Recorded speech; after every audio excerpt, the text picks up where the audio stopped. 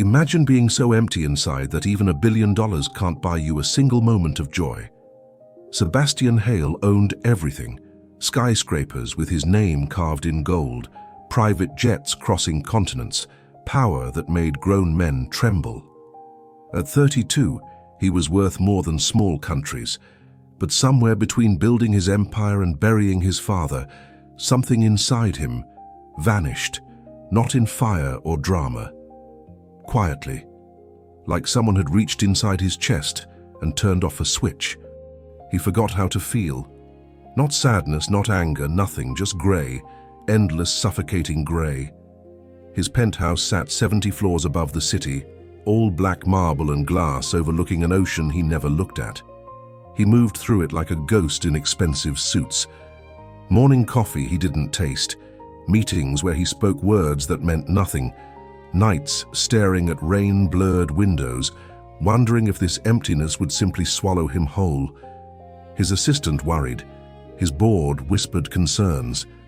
His mother stopped calling. Sebastian didn't care. He had forgotten what caring felt like. Then one woman, a cafe worker with flour on her hands and light in her eyes, looked at him like he was still human. Like maybe, beneath all that apathy, someone worth saving still existed. Can a man who forgot how to live still remember because of love? Stay until the end, and if you believe even the emptiest heart deserves a second chance, like this video and subscribe. One Thursday morning, his doctor slid a prescription across the desk with a warning that finally landed. Your body is shutting down, Sebastian. Depression this severe. It's killing you. Slowly. You need intervention. Real intervention. Sebastian left the pills unopened on his marble counter. That afternoon, his lawyer presented something unusual during their weekly call. There's a recovery program for executives experiencing complete burnout. You disappear for 30 days. No empire. No name, no phones, just existence anonymously. Why would I do that? Because you're a ghost, Sebastian, and nobody, not even you, has noticed you're already gone. The truth cut through the numbness, just barely, but enough. He agreed. They sent him north to a coastal town where nobody knew his face, his fortune, or the towers bearing his name. A modest apartment above a used bookstore, a small stipend covering rent and food. A new identity, Sam Hall, recent divorcee recovering from personal loss. The town smelled like salt air and fresh coffee. Streets were uneven cobblestone. People smiled at strangers for no reason. Sebastian felt nothing. He spent the first week in complete silence, walking empty beaches at dawn, sitting in his bare apartment while rain drummed the windows, eating tasteless microwaved dinners alone. The program counselor called twice. He ignored both. On day 9, he ran out of coffee. There was a cafe 2 blocks down, small, warmly lit, with handwritten specials on a chalkboard propped outside. He almost walked past it, but exhaustion and caffeine withdrawal pushed him through the door. The bell chimed softly, and she looked up. Her name was Clara. She stood behind the counter in a flour-dusted apron, dark hair pulled into a messy bun, a smudge of chocolate on her left cheek. Late 20s, bright eyes that actually saw things. Present in a way that felt almost painful to someone like Sebastian, who existed only in emotional shadows. First time here? Her smile came easily, naturally, like joy wasn't something you had to remember how to access. He nodded once. What can I get you? Black coffee. She tilted her head slightly, studying him with gentle curiosity. That's it? No pastry? No sweetness for a rainy morning? Her tone was warm, inviting, like she somehow sensed he needed softening. Just coffee. All right, mystery man. She turned to the machine, humming something under her breath, an old melody he didn't recognize, but that somehow felt like it belonged to a version of life he'd never lived. When she handed him the cup, their fingers brushed. Something flickered, brief, uncomfortable, like a dead nerve suddenly waking after years of silence. He left quickly, didn't look back. But the next morning, he returned. And the next. And the next. Clara never pushed. Never asked why he came alone, why he never smiled, why his eyes looked like someone had drained every ounce of light from behind them. She just talked about the weather turning, about the regular customer who complained about everything, about the orange tabby she fed scraps to behind the cafe every evening. Sebastian listened, said almost nothing, felt nothing. Until the afternoon she asked quietly, "Do you ever smile?" He looked at her. Really looked. She wasn't mocking him. Her expression held something different. Curiosity, genuine concern, like she saw the emptiness and refused to turn away from it. "I don't remember how." The honesty surprised him. He hadn't meant to say it aloud. Clara didn't flinch. She just leaned against the counter, studying him the way someone studies a puzzle they're determined to solve. "Then maybe you need someone to remind you what it feels like." "Why would you care?"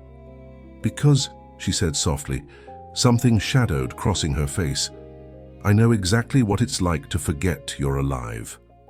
The cafe door opened. Another customer entered. The moment dissolved like sugar in hot water. But that night, alone in his sparse apartment, Sebastian felt something he hadn't experienced in years. Curiosity. Who was she? Why did her voice carry warmth he couldn't manufacture? Why did the way she looked at him feel less like pity and more like recognition? Sleep didn't come. The next morning he arrived at the cafe earlier than usual. Clara stood outside struggling with a ladder, trying to hang string lights above the entrance. "Need help?" The offer left him before thought could stop it. She turned, visibly surprised, then smiled, not playfully this time, genuinely. "I thought you only communicated in one-word sentences. Maybe I'm evolving." She laughed, soft, real. The sound did something strange to his chest. And for the first time in 3 years, Sebastian felt the faintest pull of something that might have been warmth. He climbed the ladder. She handed him lights, one strand at a time. Their hands touched again, longer now. She didn't pull away. "You know," she said quietly, looking up at him, "you don't have to tell me who you were before here, but I hope you figure out who you want to become now." He looked down at her, at morning sun catching her hair, at the way she saw him, not as broken but as someone worth waiting for. "What if I don't know how?" She smiled, sad but hopeful. "Then I'll teach you." And Sebastian realized, standing on that wobbling ladder in a town that didn't know his name, holding cheap string lights beside a woman who somehow saw through his emptiness, that maybe, just maybe, he wanted to remember what being alive felt like. But he didn't know Clara was running from something too, and that her kindness had an expiration date neither of them could see coming. Sebastian started visiting the cafe every morning, same time, same order, same quiet corner by the window where rain always blurred the glass. Clara never asked why. She just poured his coffee, added a pastry he didn't request, and talked about small things. The broken espresso machine, the customer who left a $20 tip, the way autumn was turning the trees gold outside. He listened, said little, but he kept coming back. 2 weeks into his anonymous exile, something shifted. It was a Tuesday. The cafe was empty except for them. Clara wiped down tables while humming that melody again, the one that sounded like warmth felt. "Why do you do this?" Sebastian asked suddenly. She looked up. "Do what?" "Pretend to care about strangers." The words came out harsher than intended. He expected her to flinch, to retreat, to prove that kindness was performance. Instead, Clara set down her cloth and sat across from him. Really looked at him. "I'm not pretending," she said quietly. "I just think everyone's fighting something invisible, and maybe the smallest kindness is the difference between surviving and giving up." "That's naive." "Maybe." She smiled sadly. "But I'd rather be naive than empty." The truth hit like cold water. She saw it, the emptiness, and she wasn't afraid of it. Sebastian looked away first. "Why are you here?" she asked gently. "In this town, alone, looking like you're carrying the weight of the world." He could have lied, should have.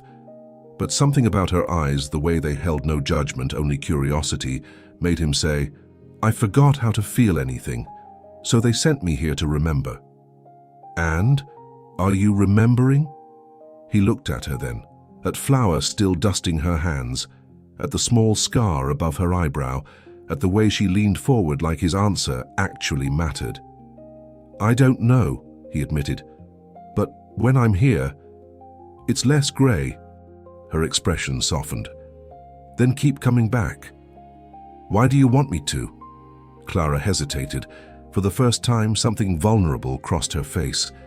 "Because I know what it's like to be so numb you forget you're human, and someone once sat with me until I remembered.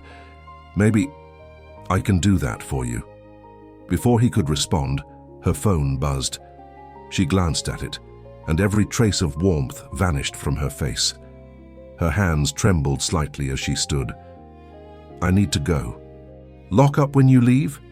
She was gone before he could ask what happened. That night, Sebastian walked past the cafe at midnight. The lights were still on.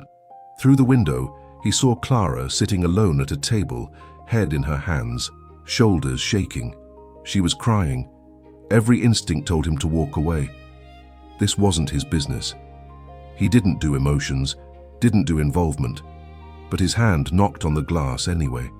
She looked up, eyes red, mascara smudged, surprised. Then she unlocked the door.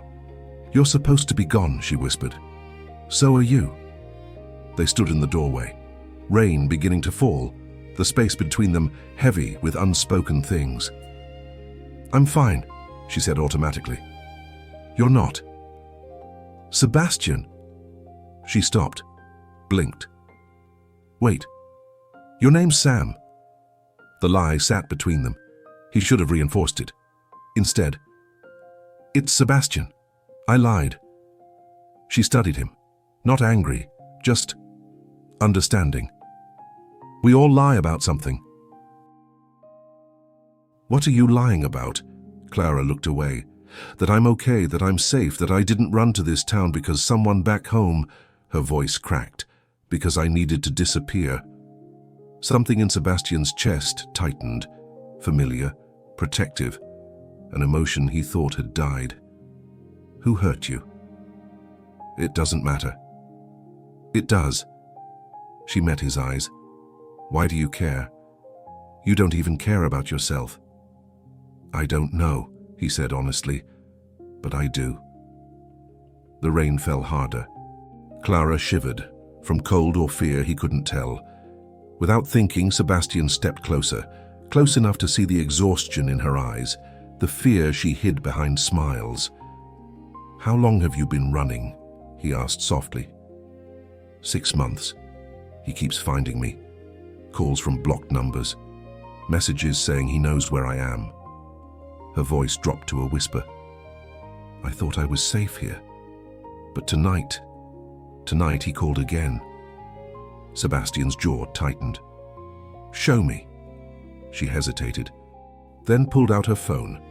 Unknown number, 3 missed calls, 1 voicemail. He listened to it. A man's voice. Possessive, threatening, promising she couldn't hide forever. Cold fury replaced the numbness, sharp, clarifying.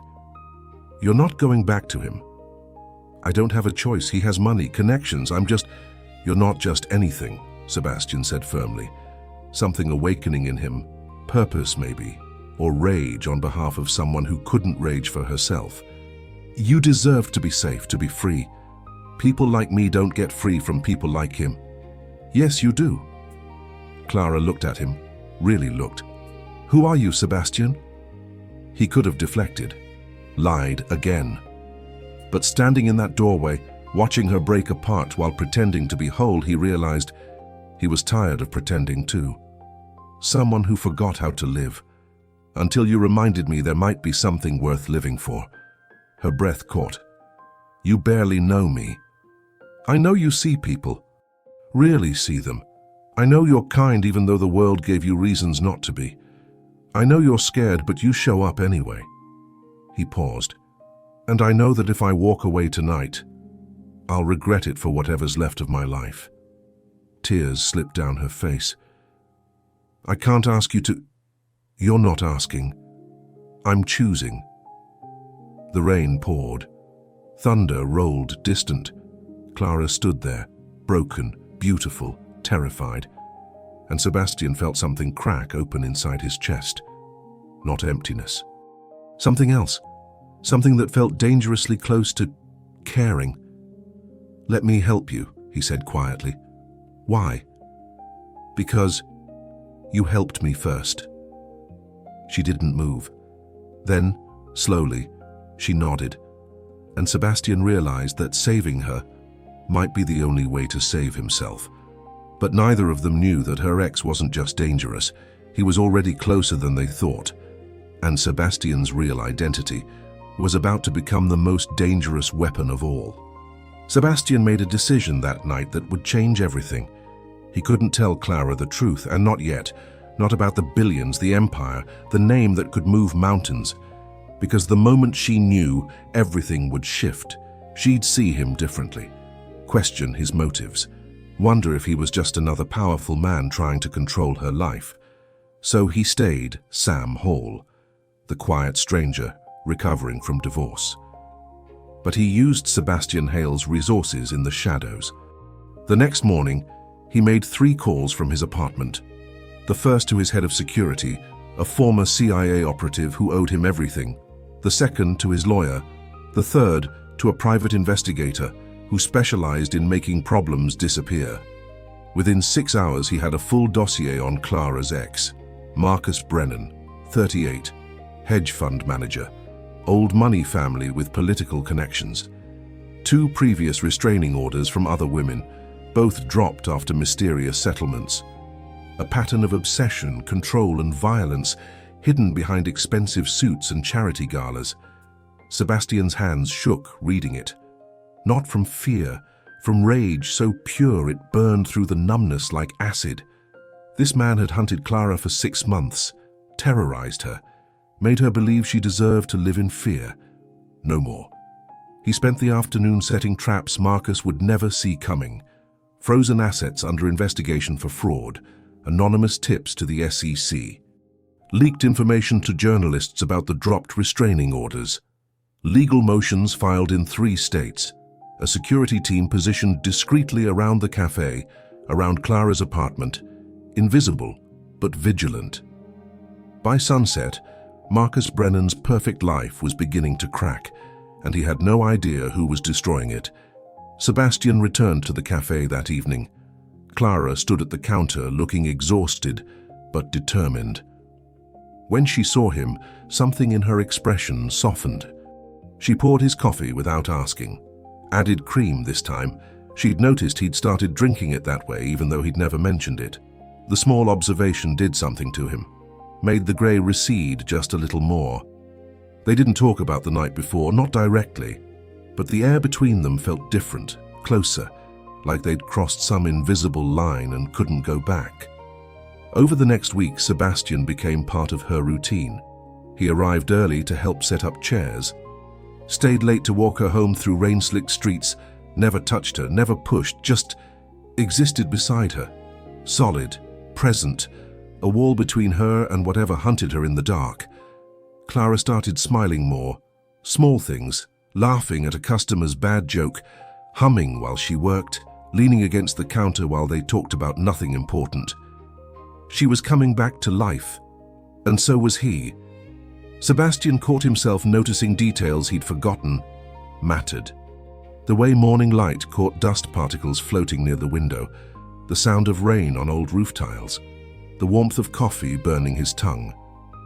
Clara's laugh, genuine, unguarded, like music he'd forgotten existed. He was feeling again. It terrified him. One afternoon, Clara asked if he wanted to see something. She led him to the beach at sunset, empty except for seagulls and crashing waves. They walked in silence, shoes in hand, cold water rushing over their feet. She stopped near the rocks and just breathed, eyes closed, face tilted toward the dying light.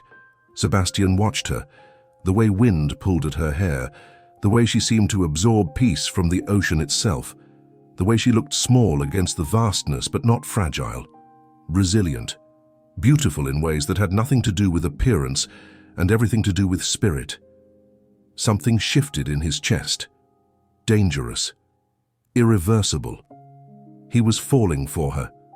Not the dramatic, cinematic kind. The quiet kind. The kind that crept up slowly and then hit all at once. The kind that made you realize you'd been half alive before, and now suddenly, terrifyingly, you were awake. Clara opened her eyes and caught him staring. Didn't look away. Neither did he. The moment stretched. Waves crashed. Wind howled. And between them, unspoken words piled up like stones. Heavy, undeniable, impossible to ignore. She stepped closer. So did he. Close enough to feel her breath. Close enough to see the question in her eyes. His hand lifted, hesitated near her face. She didn't move. Just waited. Trusting him with something precious and fragile. He traced her jawline with his thumb. Gentle. Reverent. Like she might shatter. She leaned into his touch, eyes fluttering closed. And Sebastian understood, standing on that beach with salt spray misting around them, that he would do anything to protect this woman. Lie. Fight. Burn his entire empire down if it meant keeping her safe. But Clara whispered something that stopped his heart. I'm falling for you, and it terrifies me. He should have stepped back, should have told her the truth, should have admitted he was built from lies, and that people like him didn't deserve people like her. Instead, he leaned his forehead against hers, closed his eyes, and said the most honest thing he'd ever spoken. I forgot what feeling anything was like, until you. She kissed him then. Soft, careful, like she was afraid he'd disappear. He kissed her back like she was air and he'd been drowning. The ocean roared, the sun bled into the horizon, and two broken people held each other like the world had finally stopped being cruel. But miles away, Marcus received a notification. Financial accounts frozen. Investigation launched. His perfect facade beginning to crumble. He made one call. To a private investigator who'd found Clara twice before. Find her again. And this time, I'm coming personally. Sebastian's protection was invisible, but Marcus's obsession was relentless, and the collision was inevitable. Sebastian knew Marcus was coming before Marcus himself decided. His security team intercepted communications, phone records, flight bookings. A private investigator hired to locate Clara's exact address. The timeline was clear, 72 hours, maybe less. He could have told Clara. Should have. But watching her smile over morning coffee, seeing color return to her cheeks, hearing her laugh without that edge of fear underneath, he couldn't steal that from her yet. So he fortified instead. Additional security positioned around her apartment building, cameras installed discreetly, his team on 12-hour rotations, a safe house prepared 2 towns over just in case, exit strategies mapped, every contingency planned. Sebastian moved through it all with cold precision, the corporate strategist who'd built an empire now weaponizing those skills for something that actually mattered. But at night, lying awake in his sparse apartment, the fear crept in. Not of Marcus, of losing her. Of the moment she'd discover who he really was, that Sam Hall didn't exist, that he'd been lying since the first conversation, that the man she was falling for was a construct built from omission and half-truths. Would she understand? Or would she see him as just another powerful man manipulating her life? The question kept him awake until dawn. 3 days after their kiss on the beach, Clara arrived at the cafe looking shaken. Her hands trembled pouring coffee. She dropped a cup, ceramic shattering across tile, and just stood there staring at the pieces like they represented something larger.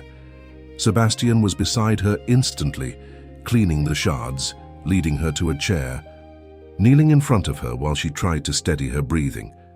She showed him her phone without speaking, a text from an unknown number. 3 words that made Sebastian's blood freeze. "I see you." Attached was a photo. Clara walking into the cafe that morning, taken from across the street. Time-stamped 20 minutes ago. Marcus was here. Sebastian's mind calculated instantly. His security team hadn't reported any breach, which meant Marcus was careful, professional. Using someone local, someone who blended in. The investigator probably, watching, waiting, building a pattern before making his move.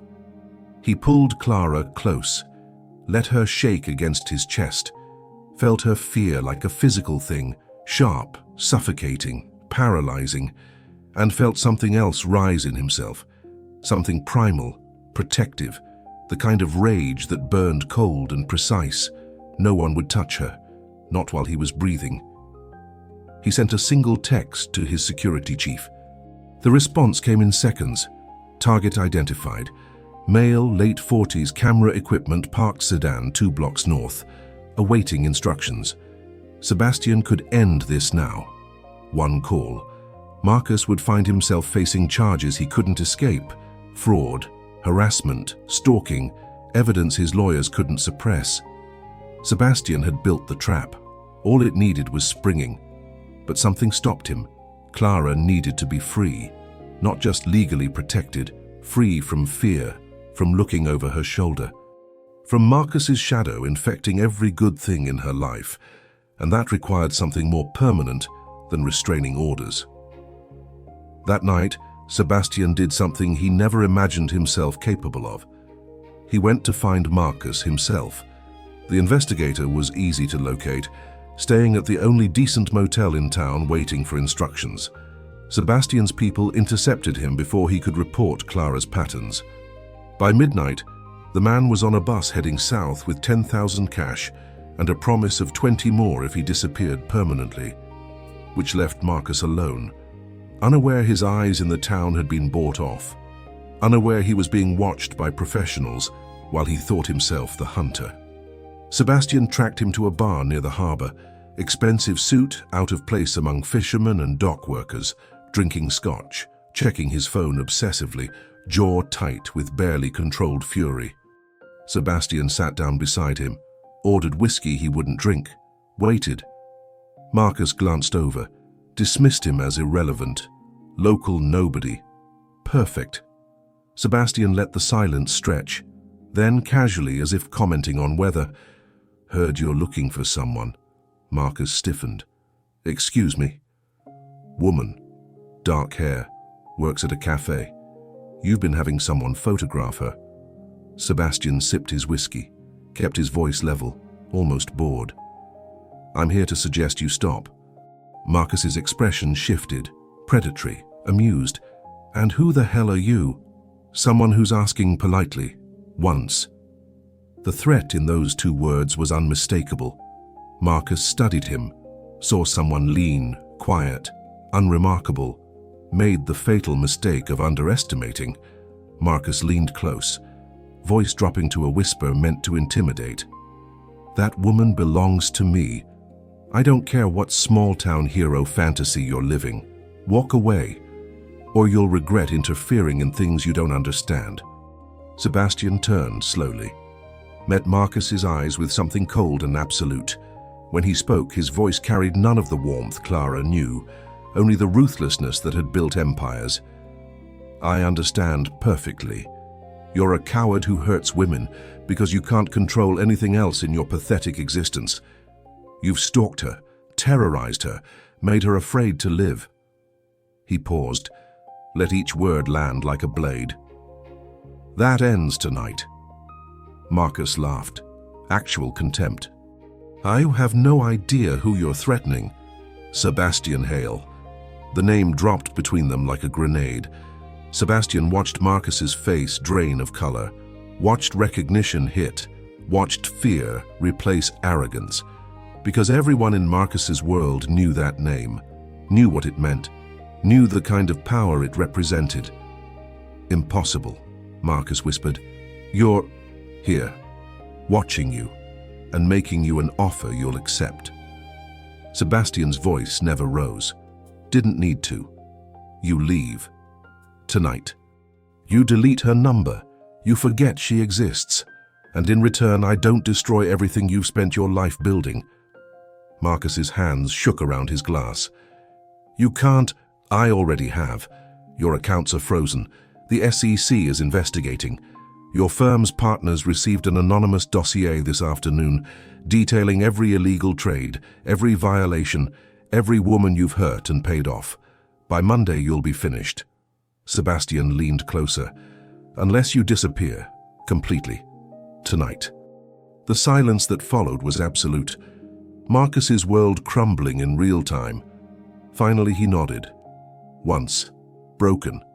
Sebastian stood, dropped cash on the bar, and delivered the final blow.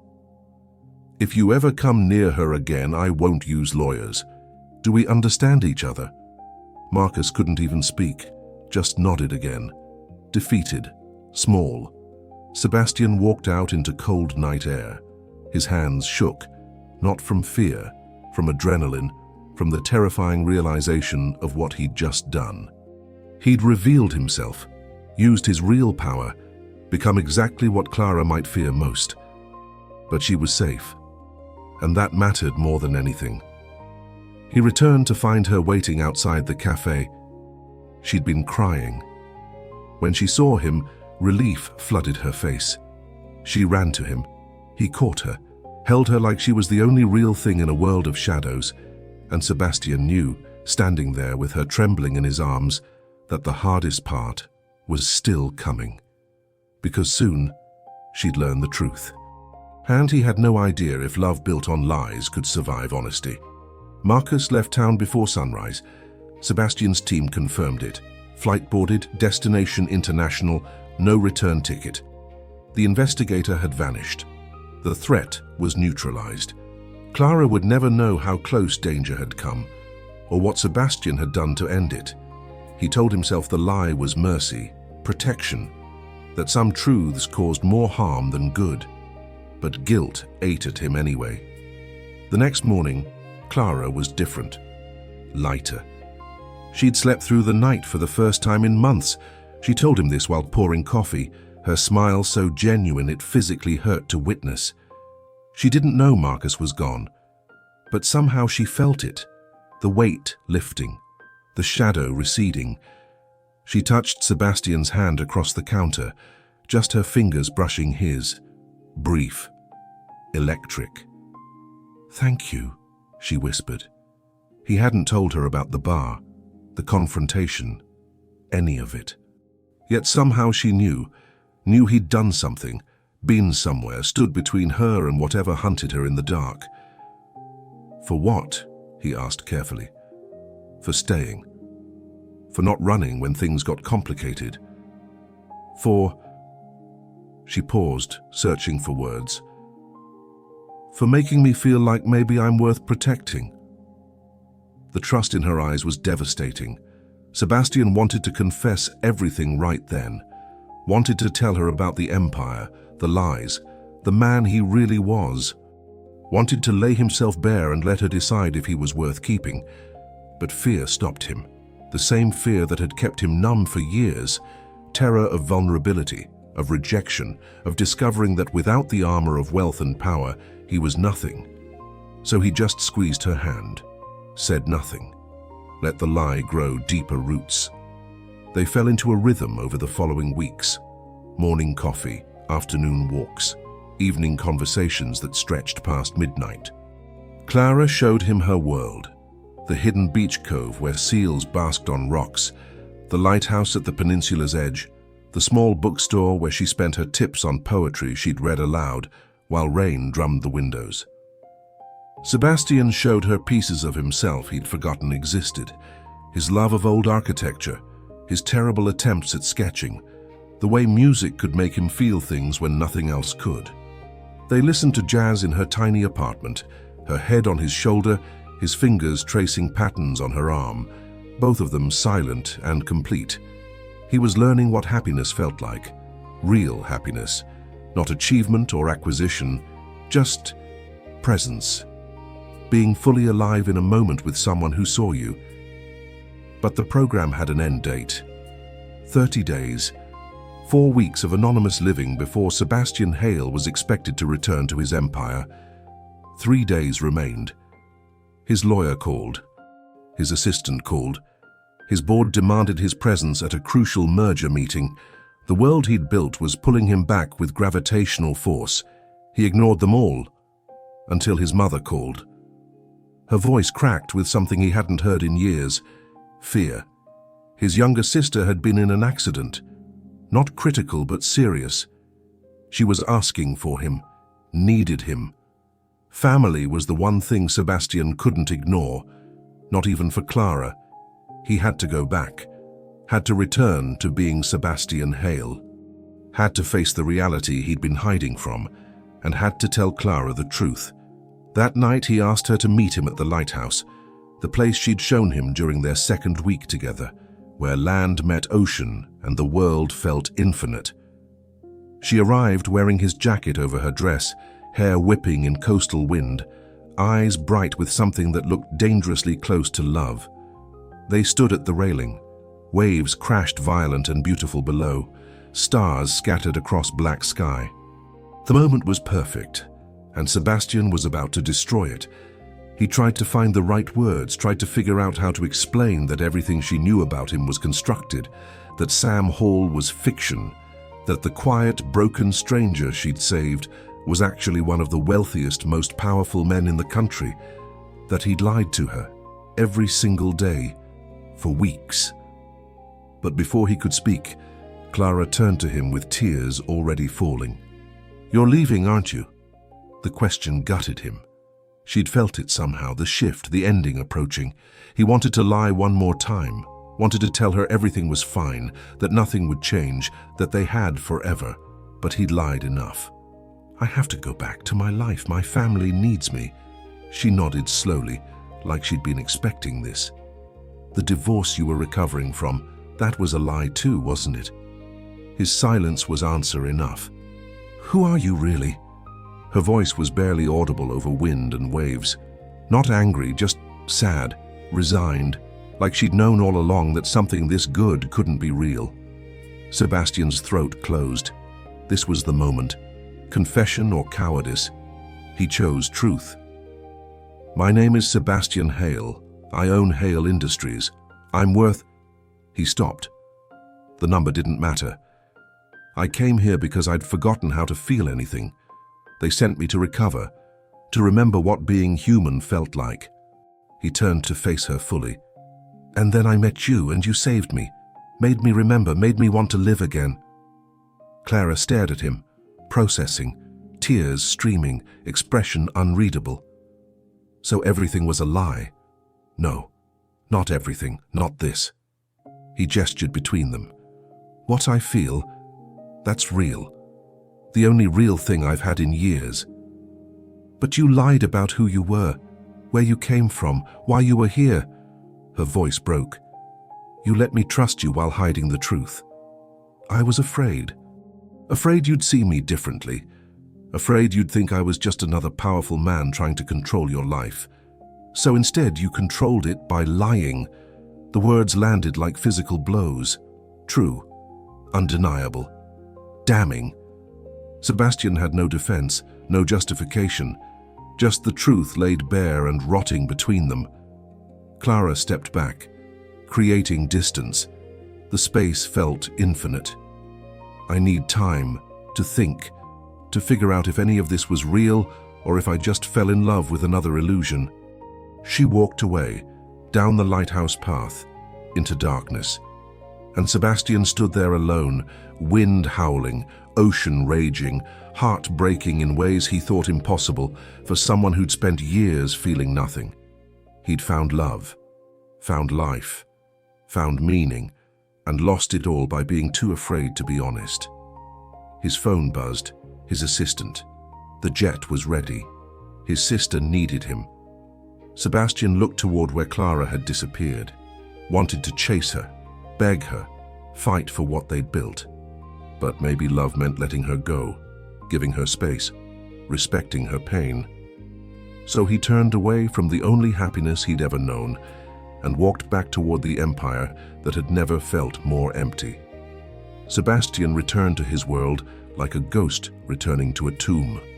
The private jet felt suffocating. The penthouse, 70 floors of black marble and empty luxury, felt like a mausoleum. His assistant briefed him on missed calls, postponed meetings, urgent decisions requiring his attention. He heard none of it, just nodded mechanically while his mind stayed trapped in a coastal town 3 hours north. His sister recovered quickly. A broken arm, minor concussion. She hugged him fiercely when he arrived at the hospital, told him she'd missed him, asked why he looked so devastated. He couldn't explain, couldn't put into words how he'd found something precious and destroyed it through cowardice, disguised as protection.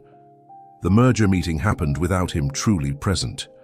He signed documents his lawyers assured him were critical, shook hands with men whose names he immediately forgot, returned to routines that had once defined his entire existence, but now felt meaningless. 3 days back, and the numbness was returning, creeping in like fog, the grey reclaiming territory it had lost. He tried calling Clara. She didn't answer. He tried texting. Nothing. He considered flying back, showing up at the cafe, forcing the conversation. But what right did he have? He'd lied, used a false identity, let her fall for someone who didn't exist while hiding behind wealth and power. She deserved better than his excuses, so he stayed away, buried himself in work, pretended the ache in his chest was manageable. It wasn't. His mother noticed first. She appeared at his office unannounced, elegant, perceptive, refusing to be dismissed. She studied him with the same expression she'd worn when he was 12 and trying to hide grief after his father's funeral. "You're different," she said simply. No preamble, no small talk. "You came back wrong." Sebastian tried to deflect, tried to assure her everything was fine, but mother's see-through armor built from lies. She sat across from his desk and waited, patient, unrelenting. Finally he broke, told her everything. The program, the town, Clara, the lies, the confrontation with Marcus, the confession at the lighthouse, the way Clara had walked away and how that moment had shattered something fundamental inside him.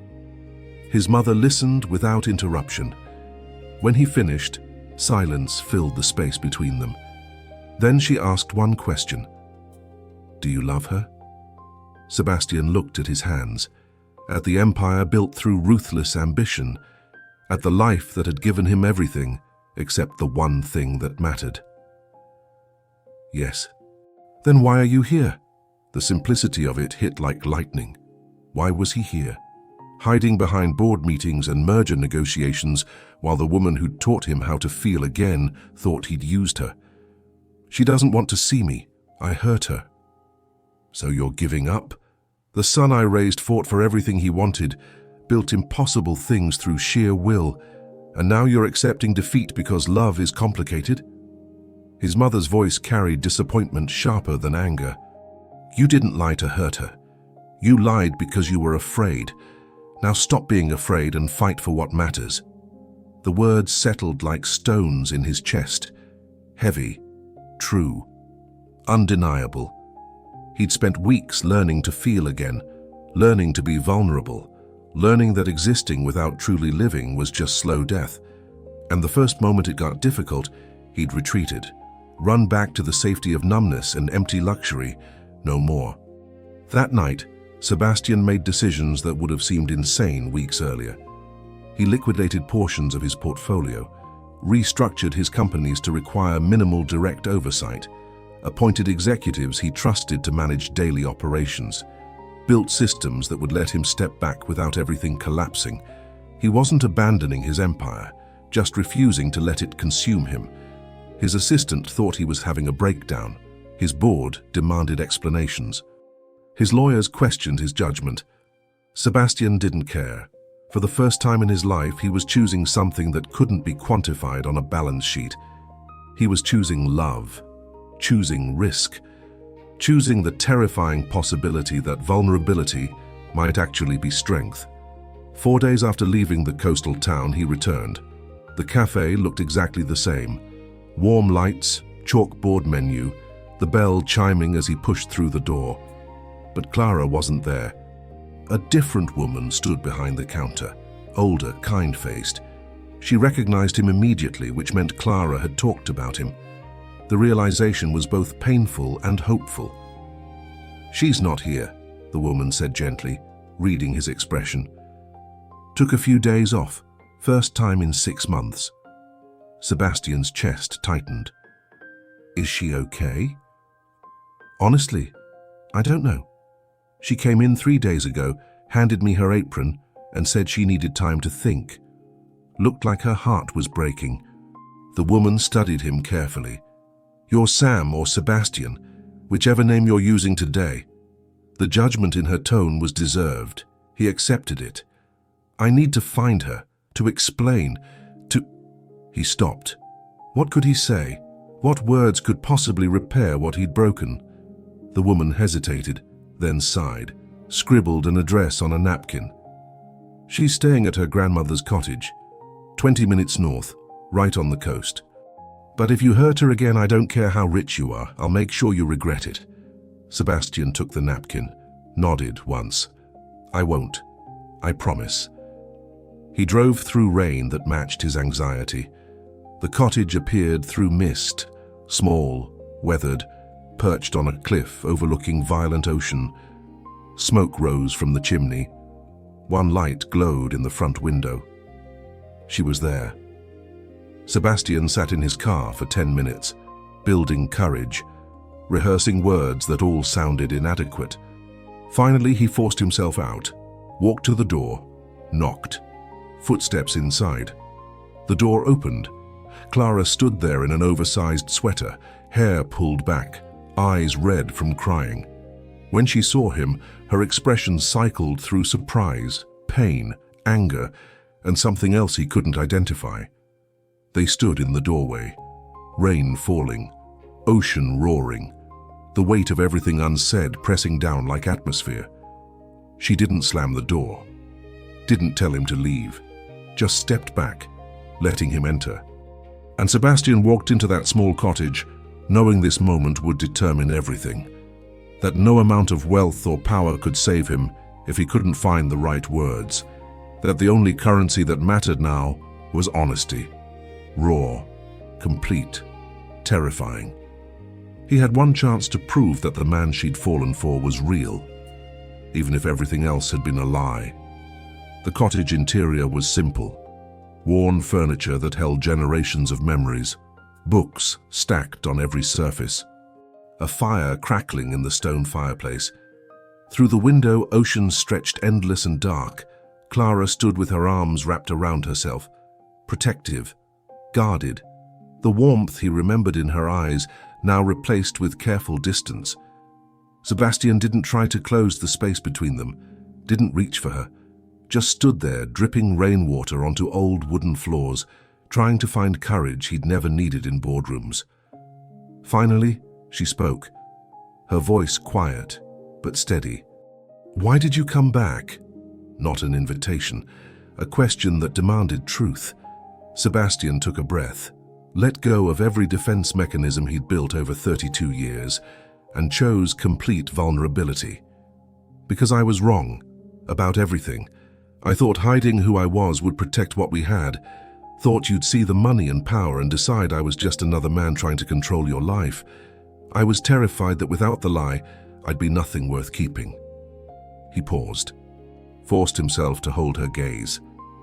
"But the real cowardice was never giving you the choice, never trusting you enough to see me, really see me, and decide for yourself." Clara's jaw tightened, pain flickering across her features. "You let me fall in love with someone who didn't exist." "No." The word came firm, certain.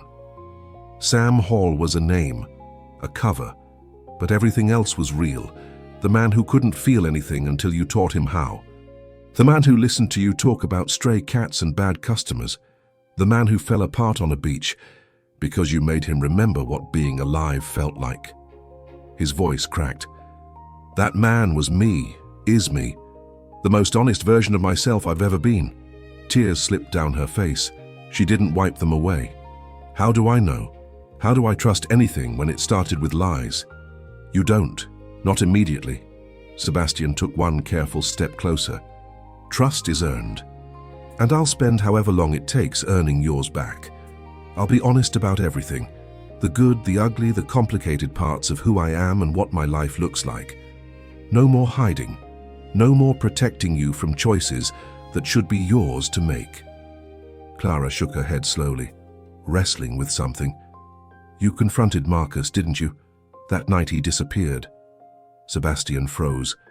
He'd hoped to avoid this, to spare her the knowledge of how ruthless he could be. But no more lies. No more omissions. Yes. What did you do? I used everything I am, the money, the power, the name, to make sure he could never hurt you again. I threatened him, destroyed his reputation, made him understand that coming near you would cost him everything. He paused. I'm not proud of who I became in that moment, but I'd do it again, every time. The confession hung between them. Clara studied him, seeing perhaps for the first time the full picture, the protector and the predator, the gentleman and the ruthless empire builder, both real, both true. You terrify me, she whispered. Not because of what you did, because of how much power you have, how easily you could consume my entire life without even trying. I know. Sebastian's throat ached, and I can't promise that loving me won't be complicated, that my world won't intrude, that being with me won't come with challenges you never asked for. He took another step, close enough now to see the firelight reflected in her eyes. But I can promise I'll never make decisions for you again, never hide who I am, never let my fear stop me from being honest, even when honesty is terrifying. Clara's breath hitched. The space between them felt electric, dangerous, pregnant with possibility. I spent 3 days crying, hating you, hating myself for falling so completely for someone I didn't really know. Her voice dropped to barely a whisper. But underneath all that anger, I missed you. Missed the man who helped me hang Christmas lights, who walked me home through rain, who looked at me like I was the only real thing in his entire world. You were. You are. How do I believe that? Let me prove it. Not with grand gestures or money or anything I can buy, just time, presence. Showing up every day and being exactly who I am, flawed, learning, trying. Sebastian's hands trembled at his sides. I don't know how to do this. I've never loved anyone before, never let anyone close enough to matter, but you matter more than the empire, more than the name, more than anything I've ever built. Silence stretched, fire popped, ocean roared distantly. Then Clara closed the space between them, placed one hand against his chest, right over his heart. He could feel it hammering against her palm. If we try this, really try, no more lies, no more hiding, even when the truth is ugly. No more lies, Sebastian promised. Ever. And I need time to adjust, to figure out what loving Sebastian Hale instead of Sam Hall means. All the time you need. Clara looked up at him, tears still falling, but something else emerging beneath the pain. Something that looked cautiously like hope. I'm still angry with you. You should be. And scared. Me too. She smiled then, small, fragile, but real. Good. Fear means we're both taking this seriously. Sebastian lifted his hand slowly, telegraphing the movement. Giving her time to pull away. She didn't. He cupped her face gently, wiped tears with his thumb. I love you, he said, Simple, true, the most important words he'd ever spoken. I'm going to keep saying it until you believe it's real.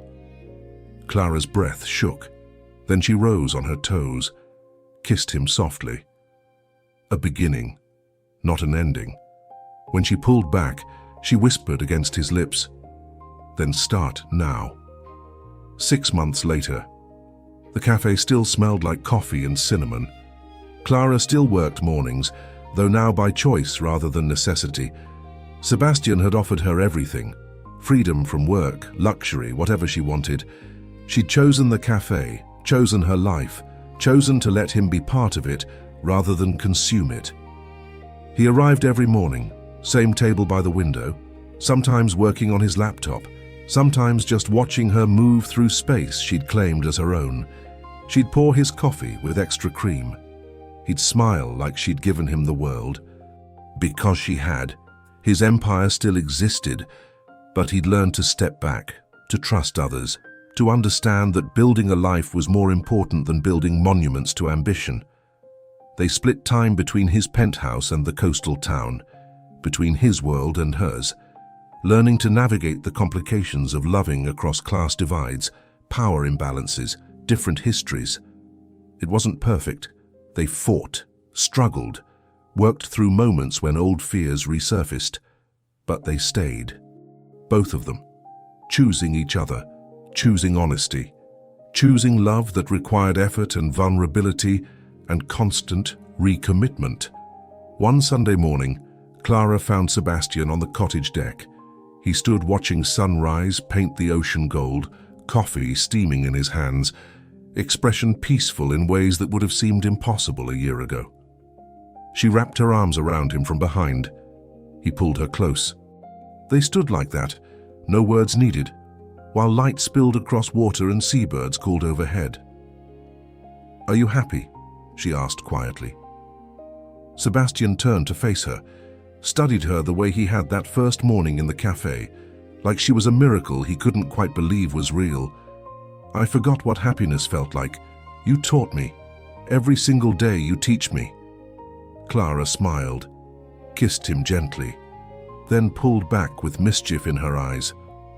"Good, because I have news." Something in her tone made his breath catch. He searched her face, saw joy, nerves, anticipation. She took his hand, placed it against her stomach, and whispered the words that would change everything again. "We're going to have a baby." Sebastian's world stopped, restarted, expanded in ways he'd never imagined. A child, a family, a future built not on empires but on love.